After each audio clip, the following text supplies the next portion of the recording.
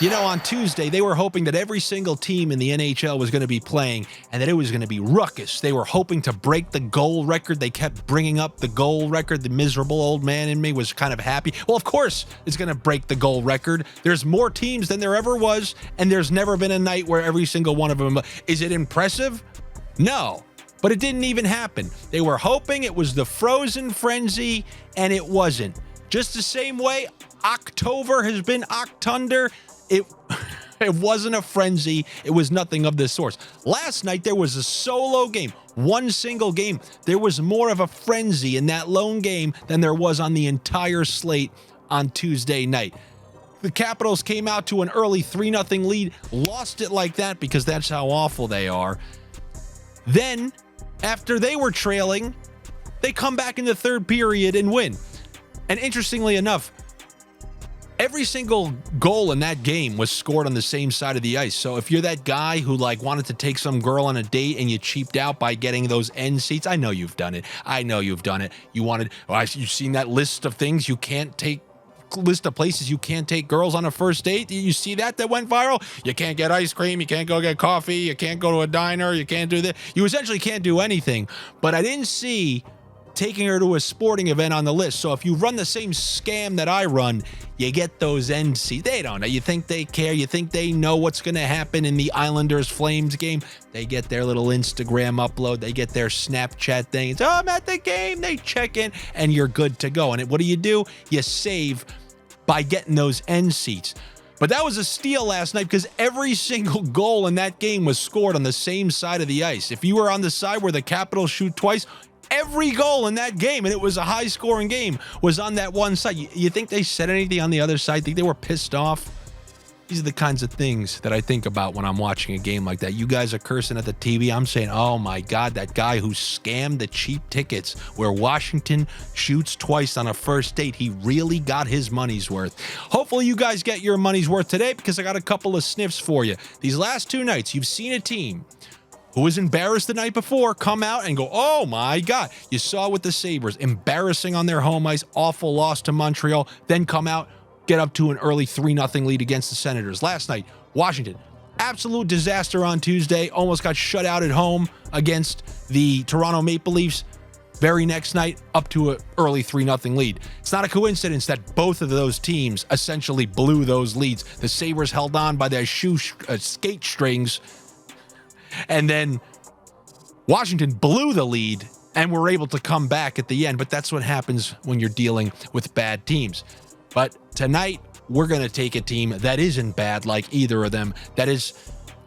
They've hit their low point of the season, and it's a great thing. If you have Stanley Cup aspirations and your season is like a graph, you want the low to be in October. And that's exactly what's happened to the Carolina Hurricanes, who I teased yesterday. Carolina, long trip out west, and it culminated with a 3-0 shutout coming at the hands of the Tampa Bay Lightning. That's bad because Tampa Bay has been pretty easy to score against in all these games so far early this season.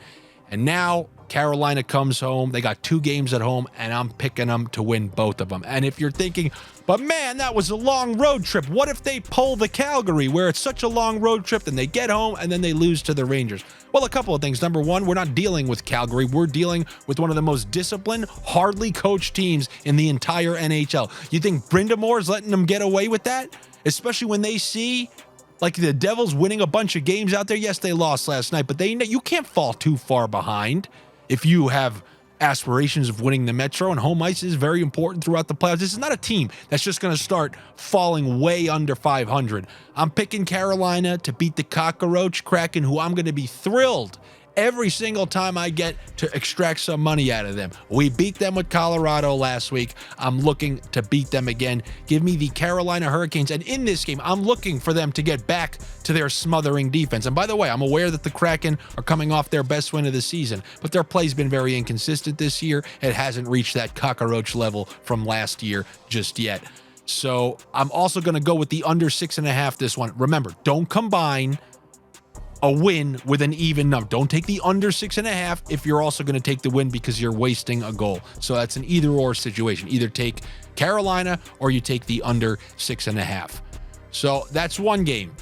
This was supposed to be the month of October, but it's been nothing of the sorts. On Tuesday, every single one of our unders hit because you'll never really hear me say overs too often. If I do it, there's a reason why. There are specific exemptions. We have one today, but not really. So the other night we hit all three of our unders. We hit the Columbus Anaheim under. We hit the Bruins Montreal under. We hit the Vegas Philadelphia under.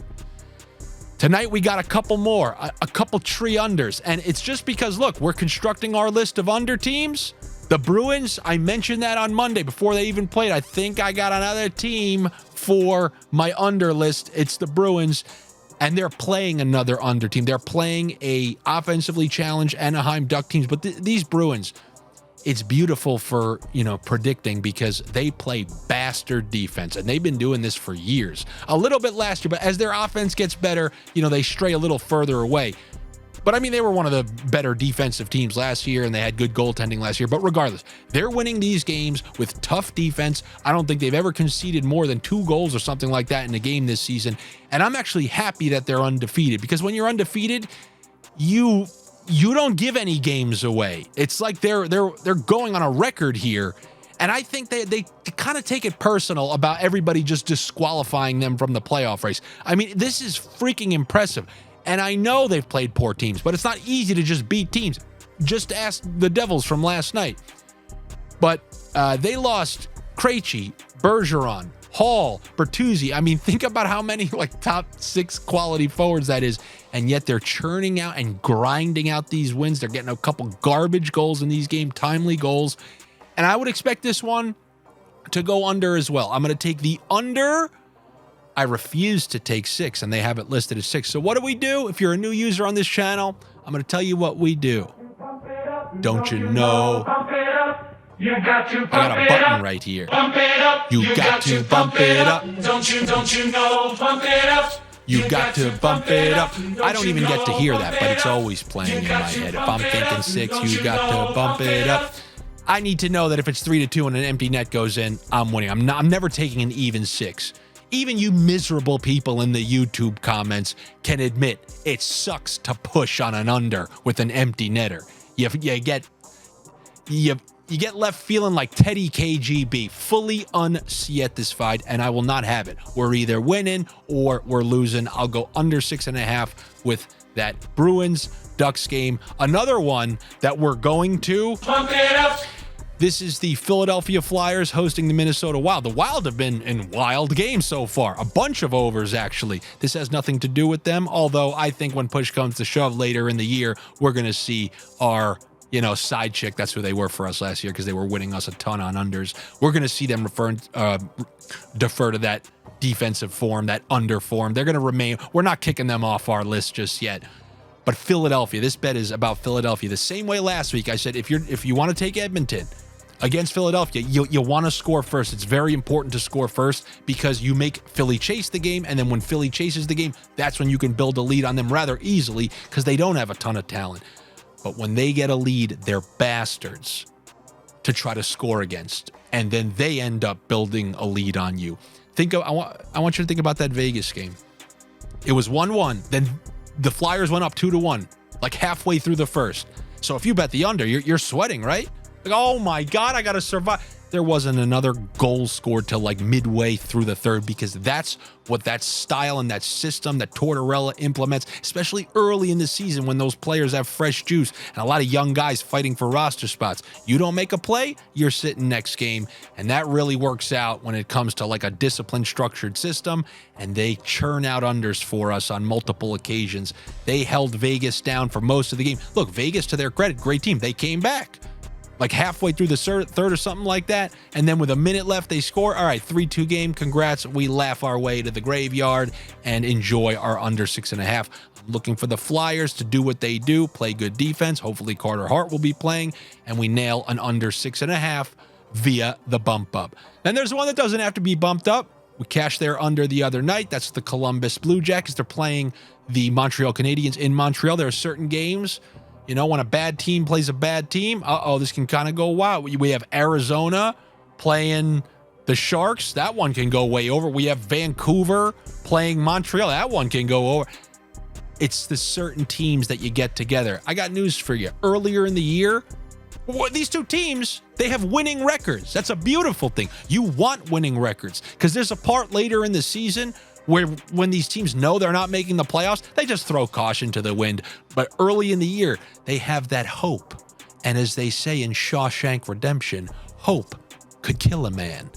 And that's what it can do to unders later in the year when it's gone. But when you have teams who are hopeful to actually do well and make a push for it, they're not just going to throw caution to the wind, which is why with the Montreal Canadiens, they're not making the playoffs. But guess what? Since that first game against Toronto, they've scored 3 or less in every single game. So they haven't been lighting up the score sheet. On the other side, I think Columbus, they put Line A on IR, I believe. We know that they have some scoring deficiencies. They weren't able to score more than 2 at home the other night. These are 2 of our teams, 2 of our Sanderson sister witches brew ingredients. We put that in there, and we hope to churn out an under over in Salem. Now, look, that's 3 right there. If I had to guess, one of those unders isn't going to hit, but I think 2 will. And as Meatloaf once said, 2 out of 3 ain't bad. But if you're dying for overs, you're one of the, come on, man, I live for the overs. They say that like 80% of people who take props in whatever, people bet on overs. They look at unders as boring, this, that, and the other. So first of all, when someone's taking unders, that's how you always know that they're sharp. And overs is usually how you know somebody is quite the opposite. But there is one game, and there's a reason why, and that's the New York Islanders and the Ottawa Senators. The Islanders lost Scott Mayfield after they started 2-0. He's their number 4 defenseman. They rely on him to eat a ton of minutes.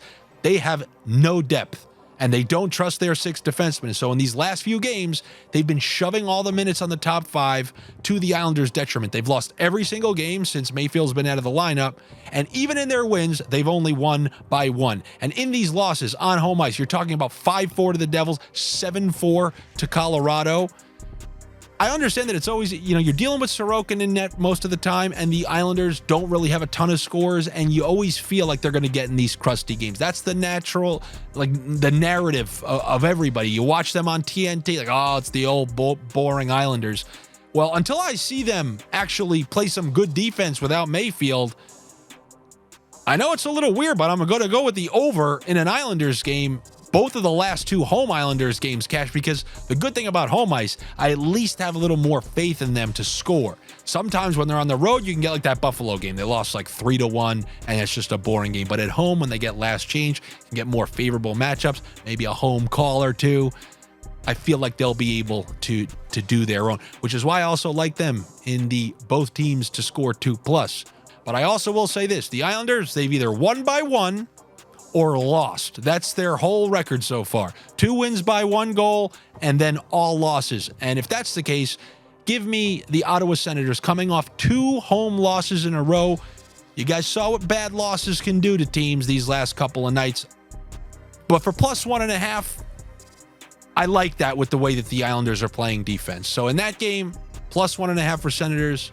But those are the 2 ones that I like in there. And just a reminder, if you want to build one of those big same-game parlays on Caesars, if you do take an over, that's always a good shot to get your player props in. You can put your Brock Nelson point. You can put your Claude Giroux point over in the game, Sens +1.5, and you'll get that game at a huge plus money. And if you lose and you're a new user on Caesars, guess what? You're getting refunded because that's the promotion we have. Your first bet on Caesars, if you're a new user, is going to be risk-free up to $1,000. You put $800 on that bet that I just told you. I'm not saying to do that, but if you want to do that, and how great is it that I'm wearing an Islanders shirt? And I said, yeah, Ottawa +1.5. New users get to a risk-free bet at Caesars up to $1,000. You got to be over 21, and you got to be located in a state or province where sports betting is permitted. And if you have a problem, make sure you call or text 1-800-GAMBLER. So that's what I like in that one. If you need some more sides, this is going to be more in the nostril sniff department. The first one I'm going to go with, I know it doesn't sound good. I got this team in a round robin. I'm going to explain the round robin. It's what you people should be doing on nights like tonight and Tuesday when there are huge slates. So make sure you come to my show on my YouTube channel tomorrow night. I'm going to explain the round robins and how I do them and this, that, and the other. But I got the Calgary Flames. You think I like the Calgary Flames? I do not. But I think this is a spot to take them. If you want to use that excuse last game, oh, long road trip, but then they came home, bad spot. Okay, well, they've been home. It was a bad loss against the Rangers, a kind of bad loss. And now this is a beatable team coming into their building. I think people are going to see a relatively big line and say, oh, well, I'm going to take St. Louis because this is a good price for St. Louis. Potentially, it's not my strongest feeling, which is why you've made it through most of this video and I haven't talked about it. But I do think Calgary is going to pull this one out. And if you want a deep nostril sniff, you want to know what the regular guy's doing? You want to know what the unlucky guy in your town doing? The guy in the YouTube comments who's just trying to come over here and say idiotic things. There's one every day. You want to know what he's doing? He's telling his friends in his town, yo, you got to bet against the Oilers. Man, there's no McDavid and they stink. You're a genius. Nobody's thought of that. Let me tell you, you're a real groundbreaker. You know, you're going to come up with the next major app that's going to revolutionize the world. You're going to be a game. You're going to be like Uber, putting taxi cabs out of business with that forward-thinking mindset. No one else thought to bet against the Oilers without McDavid playing. I'm going to take the Oilers. Those Rangers throw up random stinkers. They didn't happen the other night, but it happened the game before that against Nashville. Got crushed at MSG, got crushed by the Blue Jackets. It can happen any single game. Edmonton didn't even play that bad. They scored, 4 or 5? They scored more than they were scoring with McDavid the other night against Minnesota. Ended up losing. They really need a win. I think they're going to have a solid push. Call it a sniff because they're plus money. I'm taking the Oilers at home against the Rangers. And that's what I got for you here on this relatively packed Thursday night. Good luck to you. Better luck to me. Plenty of other stuff. All things Andy Francis in these next 24, 48 hours. We got my Thursday Night Football video, which you should check out right here at Odd Shopper. We got Francis and Friends Friday afternoon, a little bit of tomfoolery with a little sniffing and everything in between. Then we got my Pick and Corner show on Friday night. Then we got my NFL weekend picks on Saturday. A lot of stuff that you got in these next couple days. So it's going to be a tough one. It's going to be a tough one. I just want you to know, if you dislike my videos, I get paid to make them.